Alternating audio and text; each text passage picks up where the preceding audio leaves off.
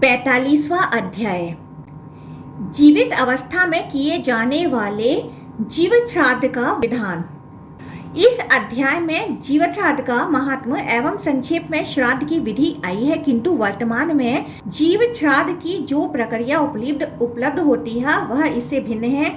Gita press से जीवित श्राद्ध पद्धति नाम से एक पुस्तक प्रकाशित है, जिसमें जीवित श्राद्ध संबंधी समस्त प्रक्रिया पूर्ण रूप से उपलब्ध है। जिज्ञासु जनों को उसका अवलोकन करना चाहिए।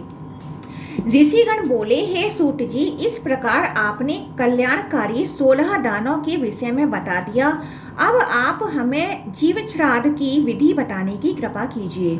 सूत जी बोले, मैं सर्वसम्मत जीवित श्राद्ध विधि का संक्षेप में वर्णन करूंगा। इसे पूर्व काल में देवदेव ब्रह्मा ने स्वाम्भुव मनु, पूज्य वशिष्ठ, भृगु तथा भार्गव को बताया था। आप लोग पूर्ण मनोयोग से समस्त सिद्धियों को प्रदान करने वाले उस श्राद्ध के विषय में सुने।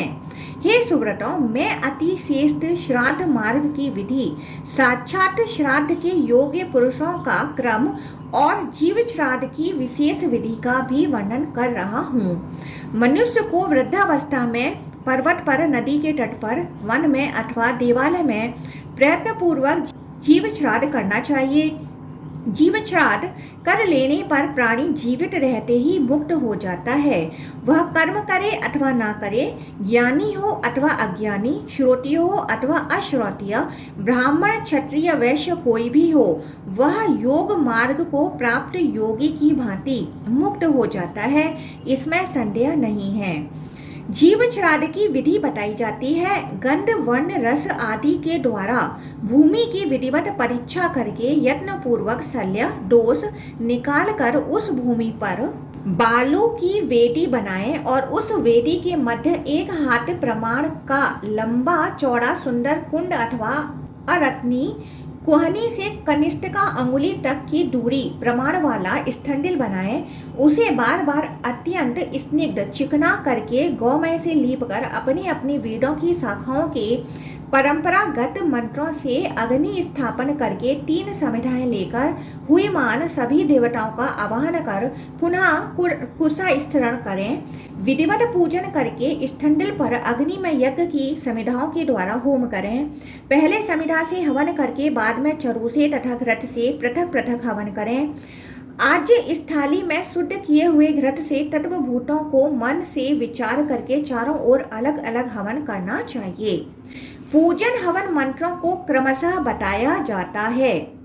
ओम भूः ब्राह्मणे नमः, ओम भूः ब्राह्मणे स्वाहा, ओम भुवः विष्णवे नमः, ओम भुवः विष्णवे स्वाहा, ओम स्व रुद्राय नमः, ओम स्व रुद्राय स्वाहा, ओम महा ईश्वराय नमः, ओम महा ईश्वराय स्वाहा, ओम जनः प्रकृते नमः, ओम जनः प्रकृते स्वाहा, ओम तपः मुद्गलाय नमः, ओम तपः मुद्गलाय स्वाहा, ओम ऋतं पुरुषाय नमः, ओम ऋतं पुरुषाय स्वाहा, ओम सत्यम शिवाय नमः, ओम सत्यम शिवाय स्वाहा, ओम सर्वधरां में गोपाय घ्राणी गंधम सर्वाय देवाय भूनरम, ओम सर्वधरां में गोपाय घ्राणे गंधम सर्वाय भूस्वः, ओम सर्वधरां में गोपाय घ्राणे गंधम सर्वस्य देवस्य पत्न्यै भूनमा, ओम सर्वधरां में गोपाय घ्राणे गंधम सर्वपत्न्य भूस्वः, ओम भवा जलम में गोपाय जिह्वाम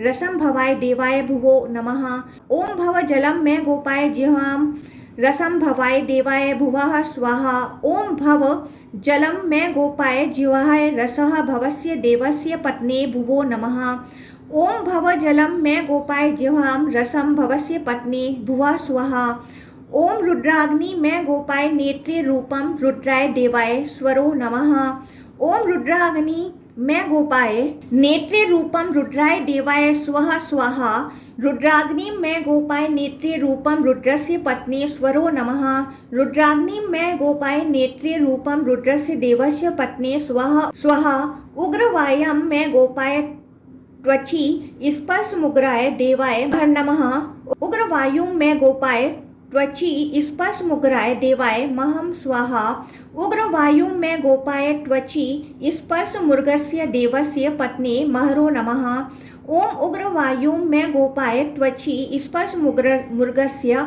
देवस्य पत्नी महा स्वाहा भीम सुशिरम में गोपाय श्रोते शब्दम भीमाय देवाय जनो नमः। भीम सुशिरम में गोपाय श्रोते शब्दम भीमाय देवाय जनः स्वाहा। भीम सुशिरम में गोपाय श्रोते शब्दम भीमस्य पत्नी जनो नमः। भीम सुशिरम में गोपाय श्रोते शब्दम भीमस्य देवस्य पत्नी जनः स्वाहा। ईश रजो में गोपाय द्रव्ये तृष्णामीसाय देवाय तपो नमः। ईश रजो में गोपाय द्रव्ये तृष्णामीसाय देवाय तपः स्वाहा। रजो में गोपाय द्रव्ये तृष्णामीसस्य पत्नी तपो नमः। ईश रजो में गोपाय द्रव्ये तृष्णामीसस्य पत्नी तपः स्वाहा। महादेव सत्यम में गोपाय श्रद्धाम धर्मे महादेवाय रतम नमः। महादेव सत्यम में गोपाय श्रद्धा धर्मे महादेवाय रतम स्वाहा। महादेव सत्यम में गोपाय श्रद्धाम धर्मे महादेवस्य पत्नी रतम नमः। महादेव सत्यम में गोपाय श्रद्धाम धर्मे महादेवस्य पत्नी रतम स्वाहा।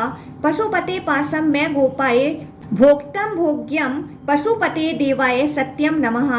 पशुपते पासम में गोपाय भोक्तम भोग्यम पशुपते देवस्य सत्यम स्वाहा। ओम पशुपते पासम में गोपाय भोक्तम भोग्यम पशुपते देवस्य पत्नी सत्यम नमः। ओम पशुपते पासम में गोपाय भोक्तम भोग्यम पशुपते देवस्य पत्नी सत्यम स्वाहा। ओम शिवाय नमः। ओम शिवाय सत्यम स्वाहा। इस प्रकार सर्वप्रथम विरंची ब्रह्मा आदि 25 देवताओं का पूजन करके पूर्वोक्त क्रम से मोक्ष के लिए हवन करना चाहिए। हे सुव्रतों, विरंची आदि का पूजन हवन सृष्टि क्रम से करने के अनंतर क्रम से पूर्व की भांति पशुपति की पत्नी तथा पशुपति का सम्यक पूजन करके समाहित चित्त होकर मंत्रों के द्वारा चरु आज्य और समिधा से हवन करना चाहिए। हवन के मंत्र इस प्रकार हैं। ओम सर्वधराम में छिंदी घ्राणे गंधम छिंदी मेघम जही भुव स्वाहा। भुवा स्वाहा स्वः स्वाहा भूभ्रुव स्वः स्वाहा। इन मंत्रों के द्वारा समिधा आदि से अथवा केवल घृत से 1000 अथवा 500 अथवा 108 पृथक पृथक आहुतियां प्रदान करके विरंजा संज्ञक दीक्षा मंत्रों के द्वारा घृत से आहुति देनी चाहिए। तत्पश्चात प्राणादि मंत्रों के द्वारा केवल घृत से 108 आहुति डालनी चाहिए। प्राणादि मंत्र ये हैं। ओम प्राणी निविष्टो अमृतम जुहोमि शिवो मां विषा प्रदाहाय प्रणाय स्वाहा। प्रणादिपतये रुद्राय वृषंतकाय स्वाहा। ओम भुवः स्वाहा। ओम भुवः स्वाहा। ओम स्वः स्वाहा। ओम भूर्भुवः स्वः स्वाहा। इस प्रकार श्राद्धोक्त रीति से यथाक्रम हवन करें। तदंतर 7वें दिन योगियों तथा श्रद्धा युक्त ब्राह्मणों को भोजन कराएं। सर्व आदि अष्ट देवताओं के नामों से 8 ब्राह्मणों की पूजा करके उन्हें वस्त्र आभूषण कंबल वाहन सैया यान कांस्य ताम्र आदि के पात्र सोना चांदी गौ तिल भूमि धन और दासी दास समूह यह सब प्रदान करना चाहिए और दक्षिणा भी देनी चाहिए।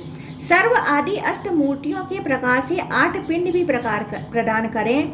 1000 ब्राह्मणों को भोजन कराएं और उन्हें दक्षिणा दें अथवा एक ही योग परायण भस्मनिष्ठ तथा जितेंद्रिय शिव भक्त को ही भोजन कराएं। 3 दिन तक भगवान रुद्र को महाचरु निवेदित करें। जीव श्राद्ध के विषय में शास्त्र वर्णित विशेष बातें मैंने बता दी। जीव श्राद्ध करने वाला व्यक्ति नित्य नैमित्तिक कर्मों को करे अथवा त्याग दे और उसके मृत हो जाने पर कोई उसका श्राद्ध करे अथवा ना करे, क्योंकि वह तो स्वयं जीवन मुक्त है। बंधु बांधव के मर जाने पर उसे शौच तथा सूतक नहीं लगता, वह स्नान मात्र से शुद्ध हो जाता है, इसमें संदेह नहीं है। अपनी पत्नी से बाद में यदि अपना पुत्र उत्पन्न हो जाए तो उसका संपूर्ण संस्कार कराना चाहिए। वह पुत्र भी ब्रह्मावेता होता है। हे सुव्रतों, यदि बाद में उस महात्मा के कन्या उत्पन्न हुई तो उस कन्या को एक पर्णा अथवा अपर्णा पार्वती के समान जानना चाहिए। उस कन्या के वंश में उत्पन्न होने वाले भी मुक्त हो जाते हैं, इसमें संदेह नहीं है। उस व्यक्ति के इस जीव श्राद्ध कर्म के द्वारा उसके मातृपक्ष तथा पितृपक्ष के पितर भी नरक से मुक्त हो जाते हैं।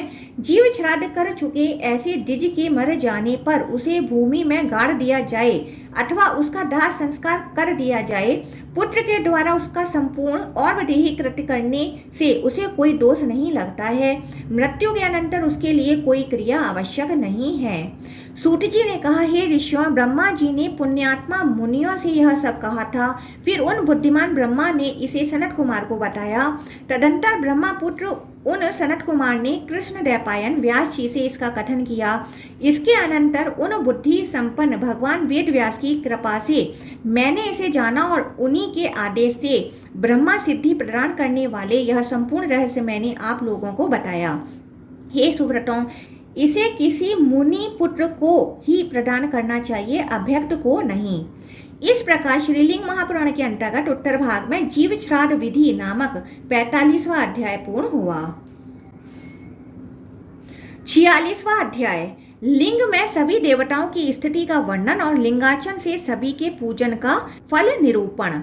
ऋषिगण बोले, हे विशाल बुद्धि वाले सूत जी, हे रोमहर्षण, आपने अज्ञानियों के भी मोक्ष के लिए हम लोगों से जीव श्राद्ध की विधि का वर्णन किया। हे सुव्रत, रुद्र, आदित्य, वसु, इंद्र आदि देवता तथा शिवजी की लिंग मूर्ति की सुंदर प्रतिष्ठा किस प्रकार होती है? विष्णु, इंद्रदेव, भगवान ब्रह्मा, अग्नि, यम, नितर्ती, महातेजस्वी वरुण, वायु, सोम, यक्ष, अमित आत्मा वाले कुबेर, ईशान तथा पृथ्वी की उत्तम प्रतिष्ठा कैसे की जाती है? दुर्गा, शिवा, हेमवती, कार्तिकेय, गणनाथ, नंदी तथा अन्य देवताओं और गणों की शोभन प्रतिष्ठा किस प्रकार होती है? इनकी प्रतिष्ठा विधि का विस्तार पूर्वक वर्णन कीजिए। हे सुव्रत, आप समस्त अर्थ तत्व के ज्ञाता और रुद्र भक्त हैं। आप कृष्ण द्वैपायन व्यास की साक्षात दूसरी मूर्ति हैं। सुमंतु, जैमिनी तथा पैल परम ऋषि के रूप में प्रतिष्ठित हैं।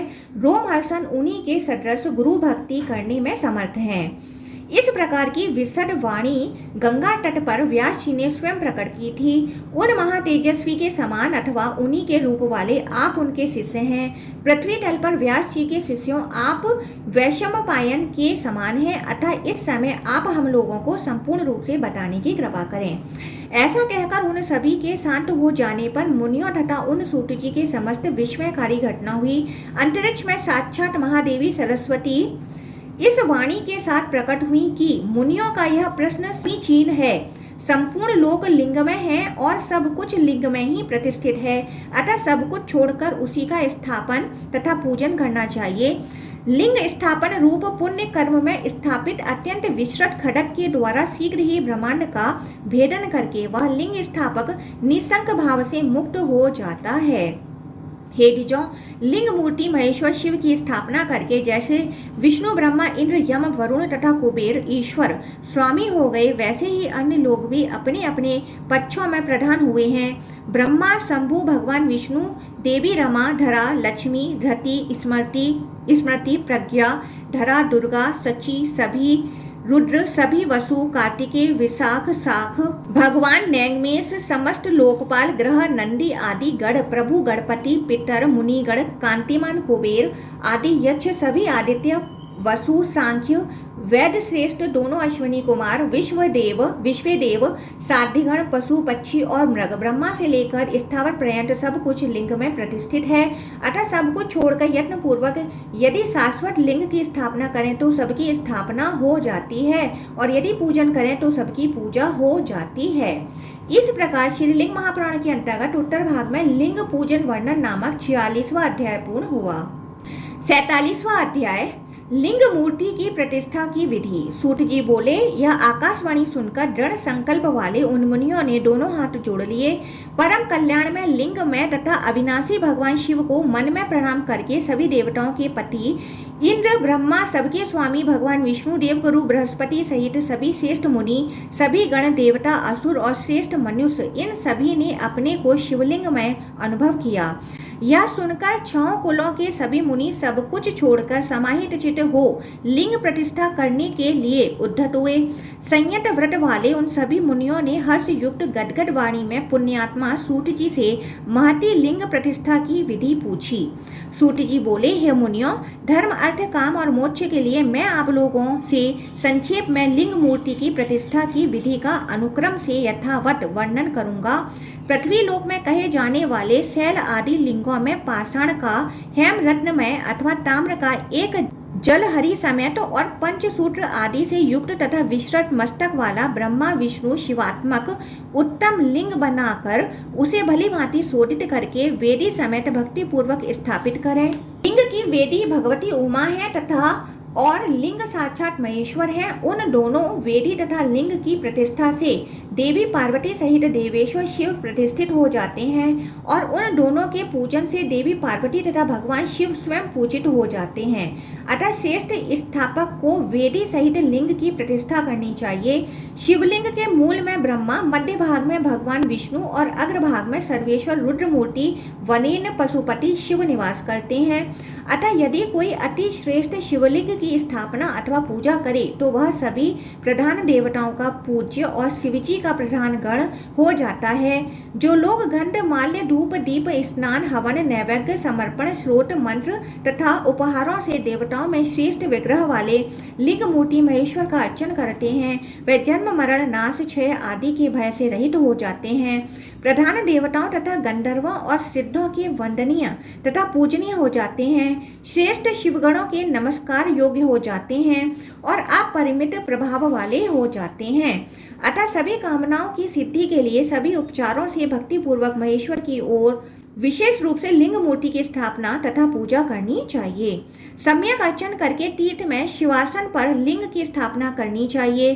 कूच वस्त्र आदि से लिंग को आच्छादित करके कूच युक्त अक्षत युक्त स्वस्तिक आदि से सुशोभित सुंदर तंतु से वेष्टित वज्र आदि आयुधों से संयुक्त वस्त्र युक्त तथा विधान समन्वित लोकपाल आदि देवों के कलशों से ईशान मंत्र से प्रतिष्ठित शिवलिंग का चारों ओर से रक्षण करें। एक विशाल मंडप का निर्माण कराएं जो धूप दीप आदि से सदा युक्त रहे, पूजित गज महिष आदि के चित्रों से युक्त रहे, लोकपाल आदि के ध्वजों से सुशोभित रहे। उस मंडप के बाहर चारों ओर से सभी लक्षणों से संपन्न सुंदर दर्भ वाला वेष्टित कर देनी चाहिए। तदंतर उस शिवलिंग को 5 रात अथवा 3 रात अथवा 1 रात ही धूप दीप से समन्वित जल में अधिवासित करना चाहिए। यजमान को चाहिए कि वेदा अध्ययन परायण रहते हुए नृत्य गीत आदि मंगलों से, किंकड़ी की ध्वनि से तथा ताल वीणा के स्वरों से मंडप को युक्त रखें और अव्यग्र भाव से समय व्यतीत करें। प्रतिष्ठा के समय जल में शिवलिंग को निकालकर समाहित चित्त होकर पुण्य वाचन करें और लिंग को मंडप में रखें जो लक्षणों से युक्त हो, भली भांति परिष्कृत हो, वेदी से युक्त हो, 9 कुंडों से आवृत हो, पूर्वोक्त विधि से सभी लक्षणों से समन्वित हो, 8 दिक्पालों के निमित्त 8 मंडलों से संपन्न हो और 8 दिशाओं में लगाई गई ध्वजाओं से सुशोभित हो। पूर्व दिशा से क्रम से प्रारंभ करके पूर्वोक्त लक्षणों से संपन्न कुंडों से यह मंडप युक्त हो। ईशान दिशा में प्रधान कुंड बनाया जाता है जो चौकोर होता है अथवा 5 कुंड एक ओर हो और एक स्थंडिल हो। शिव की अर्चा में समस्त यज्ञोपकरणों तथा भूषणों से युक्त महाशय्या वेदी के मध्य व्यवस्थित करनी चाहिए जो पास में रखे हुए 5 बत्तियों वाले दीपक से सुशोभित हो, सुवर्ण पट्टियों से युक्त हो और श्वेत वस्त्र से आच्छादित हो। ऐसी व्यवस्था करके परमेश्वर शिव को स्थापित करना चाहिए। लिंग के शिरोभाग को पूर्व की ओर ईशान मंत्र के द्वारा विधि पूर्वक स्थापित करना चाहिए। रत्न न्यास करने के बाद मुख्य कलश को स्थापित करना चाहिए। तत्पश्चात लिंग को 2 वस्त्रों द्वारा कुश सहित चारों ओर से लपेट कर उस पर रखना चाहिए। रत्न न्यास हो जाने के अनंतर वाम आदि 9 शक्तियों को स्थापित करना चाहिए। पंचगव्य से युक्त हिरण्य सुवर्ण सहित 9 रत्नों पंचगव्य तथा सब प्रकार के धान्य भी आधारशिला पर रखना चाहिए। भक्तों को चाहिए कि शिव गायत्री मंत्र का उच्चारण करते हुए ब्रह्मा लिंग को स्थापित करें अथवा केवल प्रणव के द्वारा भी अव्यय शिव को स्थापित करें। प्रभु की वेदिका के अधोभाग को ब्रह्मा जज्ञानाम मंत्र के द्वारा तथा मध्य भाग को विष्णु गायत्री मंत्र के द्वारा विन्यास करें। वेदिका के पूर्व पश्चिम भाग का विन्यास प्रणव मंत्र के द्वारा करें। नमः शिवाय तथा नमो हंसः शिवाय अथवा रुद्राध्याय मंत्र के द्वारा शिवलिंग को शोधित करके स्थापित करें। कलशों को चारों ओर पंच ब्रह्मा मंत्रों से स्थापित करना चाहिए। अब प्रतिमा के स्थापन की विधि कही जा रही है। पूर्वोक्त विधि से वेदी के मध्य में उन सबको स्थापित करना चाहिए। मध्य कुंभ पर शिव को और दक्षिण कुंभ पर परमेश्वरी देवी शिवा को रखना चाहिए। उन दोनों के बीच में अति सुंदर स्कंद कुंभ पर स्कंद कार्तिकेय को रखें अथवा ब्रह्मा को स्कंद कुंभ पर रखें अथवा विष्णु को इस कुंभ पर रखें अथवा ब्रह्मांग को शिव कुंभ पर रखें। शिव, महेश्वर, रुद्र, विष्णु और पितामह ये ही ब्रह्मांग हैं। हृदय आदि तथा अंबिका इन सबको वेदी के मध्य में पूर्वोक्त रीति से स्थापित करें। सुगंधित जल से वर्धनी कुंभ को भरकर उसमें देवी को स्थापित करें। शिव कुंभ में स्वर्ण, चांदी और रत्न डालने चाहिए। हे सुव्रतों, वर्धनी कुंभ में भी यत्न पूर्वक गायत्री और अंग मंत्रों द्वारा विदेश्वरों तथा अष्ट दिक्पालों को स्थापित करना चाहिए। अनंत, ईश आदि अन्य देवताओं के नाम के आदि में प्रणव, ओम तथा अंत में नमः लगाकर ब्रह्मा कूच से पूरित दिशा कुंभ में स्थापित करें। 8 कुंभों में से प्रत्येक कुंभ को नवीन वर्ष से ढक दें। विदेश्वरों के कुंभों में सुवर्ण, रत्न आदि डाल दें। गायत्री के अन्यास मंत्रों द्वारा ईशान आदि के मुख क्रम से जया आदि से लेकर स्विष्ट पर्यंत हवन आदि सभी कर्म पूर्व की भांति करना चाहिए। शिव कुंभ से, वर्धनी कुंभ से, विष्णु कुंभ से, पितामह कुंभ से तथा विदेश्वरों के कुंभों से परमेश्वर शिव का अभिषेक करना चाहिए। ब्रह्मा कुंभ से विशेषकर ब्रह्मा भाग का अभिषेक करना चाहिए। स्वस्थ चित्त होकर ईशान आदि मंत्रों का पूर्व की भांति क्रम से विन्यास करना चाहिए और 1000 कुंभों से स्नान कराकर पूजन करना चाहिए। तदंतर आचार्य को 1000 पणों की उत्तम दक्षिणा देनी चाहिए। अन्य लोगों को उसकी आधी अथवा उसकी भी आधी दक्षिणा देने का विधान है। शिव की प्रतिनिधित्व करने वाले प्रधान ऋत्विजों को वस्त्र, भूमि, आभूषण, धेनु आदि देना चाहिए। इसमें महान उत्सव करना चाहिए और होम, याग तथा बलि क्रम से 9 दिन अथवा 7 दिन अथवा 3 दिन अथवा 1 दिन करना चाहिए। प्रतिदिन शिव का पूजन करके पूर्व की भांति होम करना बताया गया है। सूर्य आदि देवताओं के निमित्त होम पूर्वव्रत करना चाहिए। आभ्यंतर अग्नि, हृदयाग्नि तथा बाहरी अग्नि में नित्य शिव का हवन करना चाहिए। जो व्यक्ति इस प्रकार लिंग स्थापन करता है वह साक्षात परमेश्वर ही है। ऐसा करके उसने मानो सभी देवताओं, रुद्रों, ऋषियों तथा अप्सराओं की स्थापना तथा पूजा कर ली और चराचर सहित तीनों लोकों का पूजन कर लिया। इस प्रकार श्रीलिंग महापुराण के अंतर्गत उत्तर भाग में लिंग स्थापन नामक 47वां अध्याय पूर्ण हुआ।